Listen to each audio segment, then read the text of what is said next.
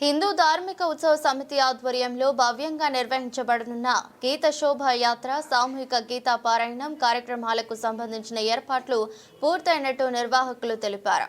ఈ మేరకు సిద్దిపేట ప్రెస్ క్లబ్లో జరిగిన మీడియా సమావేశంలో మల్లికార్జున్, రాజు, శ్రీనివాస్, సుధాకర్లు మాట్లాడుతూ నవంబర్ 30, డిసెంబర్ 1వ తేదీలలో ఈ కార్యక్రమాలు అత్యంత ఘనంగా జరగనున్నట్లు నిర్వాహకులు తెలిపారు. 2 రోజుల పాటు జరిగే వేడుకలకు వెంకటేశ్వర స్వామి ధ్యాన మందిరమే వేదికగా నిలవనుందని అన్నారు. డిసెంబర్ 1వ తేదీన గీతా జయంతి సందర్భముగా సాక్షాత్తు కృష్ణ పరమాత్మ సమస్త మానవాళికి అందించిన గీతా జయంతి ఉత్సవము డిసెంబర్ 1వ తారీఖున జరుగుతూ ఉంది.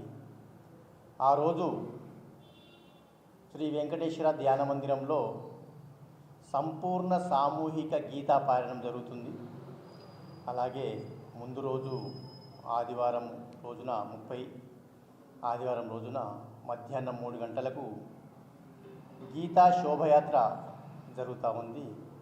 కావున భగవద్భక్తులందరూ శోభాయాత్రలో మరియు గీతా సామూహిక పారాయణ కార్యక్రమంలో పాల్గొని ఆ శ్రీకృష్ణ పరమాత్మ కృపకు పాత్రులు కావాలని కోరుతా ఉన్నాం.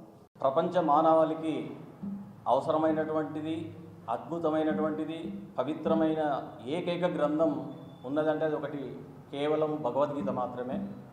ఆ ఒక్క భగవద్గీత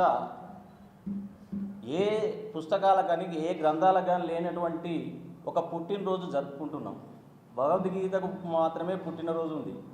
ఆ భగవద్గీత పుట్టినరోజు ఎప్పుడంటే మన ఇప్పుడు మార్గశీర మాసం ఇంగ్లీష్ తేదీ డిసెంబర్ 1 తారీఖు నాడు ఈ భగవద్గీత జయంతి జరుగుతున్నది.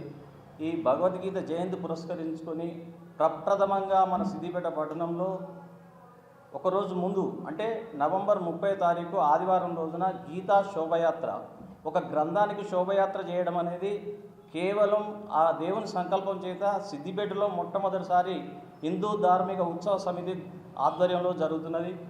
ఇట్టి కార్యక్రమాలలో కుల సంఘాలు, అభ్యుదయ సంఘాలు, సమాజ సంఘాలు, సామాజిక సేవా సంఘాలు అందరూ ప్రతి హిందువు కూడా ఈ కార్యం నాది అని చెప్పేసి విచ్చేసి ఈ శోభయాత్రను 1వ తారీఖు స్వామిక గీతా పారాయణాన్ని దిగ్విజయం చేసి స్వామికి కృపకు పాత్రలు కాగలరని, అలాగే కార్యక్రమ అనంతరము అందరికీ కూడా ప్రముఖులకు అందరికీ అన్నప్రసాద వితరణ కూడా ఉన్నది. కాబట్టి పెద్ద ఎత్తున పెద్ద సంఖ్యలో హాజరై ఈ శోభయాత్ర మరియు సామూహిక గీతాపారాయణం విజయవంతం చేయగలరని హిందూ బంధువులందరినీ సవినయంగా కోరుతూ, మరొకసారి మనము అయోధ్యలో రామప్రతిష్ఠ రోజు కనివిని ఎరగని రీతిలో సిద్దిపేటలో మొట్టమొదటిసారి ఒకరోజు ముందే శ్రీరామ శోభయాత్ర నిర్వహించుకున్నాం.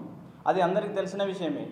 ఆ రకంగా దాన్ని తలపించేలా మళ్ళొకసారి సిద్దిపేటలో ఉన్నటువంటి హిందూ బంధువులందరూ కూడా ఐక్యమై మనం ఒక శోభయాత్రలో పాల్గొని ఈ శ్రీకృష్ణుడి కార్యం కూడా విజయవంతం చేయగలరని మనవి చేస్తూ, ప్రతి ఒక్క హిందూ బంధువు తరలి రావాలని మరోసారి విజ్ఞప్తి చేస్తూ, జై శ్రీకృష్ణ.